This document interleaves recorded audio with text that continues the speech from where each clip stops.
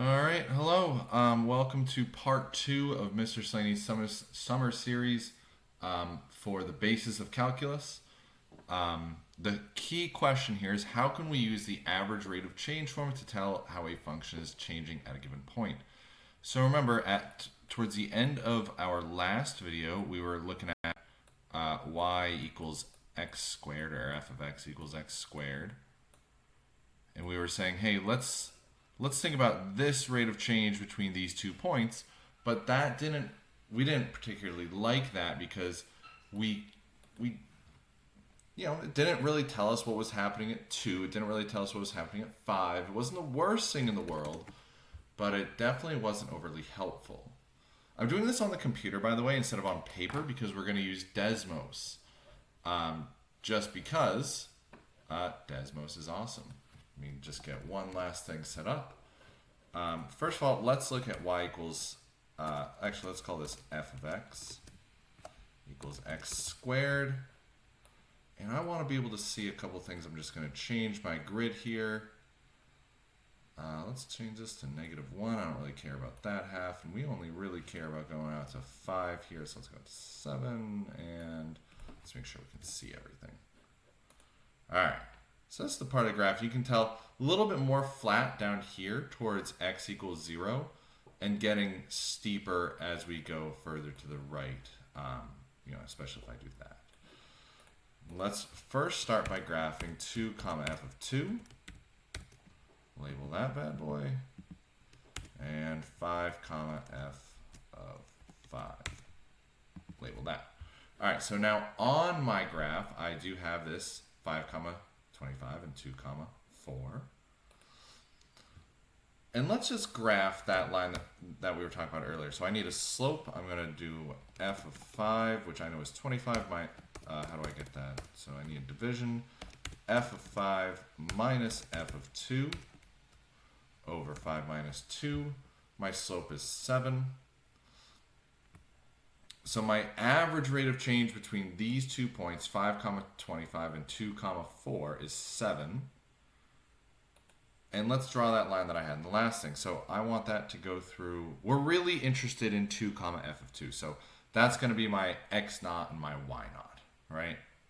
So let me say what I mean by that. Y equals m of my slope, x minus 2 plus f of 2. Please pause the video and look back at your notes for part 1. All I did was I put our slope here in the m spot, my x coordinate here, and my y coordinate here. And I'm really, really interested in this x equals 2 spot and see what happens there. But now, if 7 is clearly too steep for x equals 2 and not steep enough for x equals 4.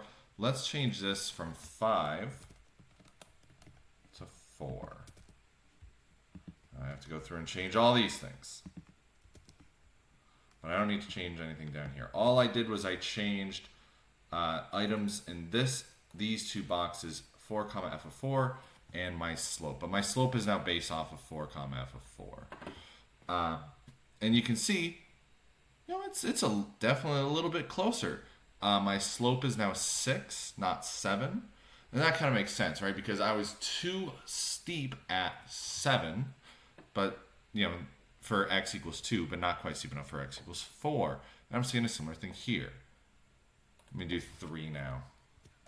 So I have to change it in 3 different spots? 4 different spots. Because I got to change all those numbers. Well, now we can see that this is 5. And again, this doesn't feel too bad, right? Because now my slope is 5. I'm going from 4 to 9, right? 5 doesn't feel that bad. But could it be better? Again, I don't need to change it. Also, so this 3, this isn't, let me do something a little controversial. So, we know where like 3 and 4 and 5 came from, but I'm just going to make this 2 plus h. I'm going to add a slider, make this 2 plus h. Make this 2 plus h. and this 2 plus h. Now, have I changed anything as long as h equals 1? No, right? Because this is still 3 comma 9. If I change this h now represents the gap in between our 2 points, right? When our gap was 3, right? Remember, our slope was 7, and our line left a lot of this space. And it almost seems to me like the less of this space, the better, right? So if I were further away from 3, oh, I have to back up. Right now, if I were 5 units, if I were 5 units away from 2 with this gap, right? It's all 2 plus h, 2 plus h. This is not really a good picture of what happens at x equals 2 because now my slope is 9. This line is very steep. You can see cutting between x equals 2 and x equals 7 and my function f of x equals x squared. What happens, and if I slowly do this and I work my way back down to 3, right? We're getting closer. Let's go to 2. Closer, keep your eyes on this m, that's 6. Closer, 5, that's good. Now let's get crazy. Let's go down to 0.5. Now that slope is 4.5, and I actually have to zoom in a little. See how they're like so close? And my slope is now getting, 4.5. Let's go a little bit closer even. 4.2, 4.01. Let me do 0.001. And if I add more zeros, this line is getting so close to, if I add more zeros, I just get closer and closer to 4, right? Until the computer gives up and it's just like, fine, it's 4. But what happens if this is actually 0? This is undefined. Also, my slope is undefined. The Desmos will not graph my point, but isn't that a little bit silly? Right? Because, the slope really wanted to be 2. But if this h is 0, if you look at this, the denominator here, if h is 0, this is just 0. Now, clearly, this slope we're going towards 2. What happens if I just change this m to 2? Oh, excuse me, not 2, 4. Now, no matter how close I zoom in, this black line is always below this red line. If I zoom in a little bit more, until they pretty much are the exact same thing.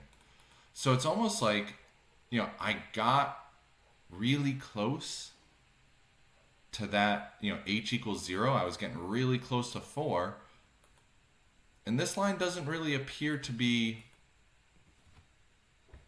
piercing and passing through the red curve quite as much.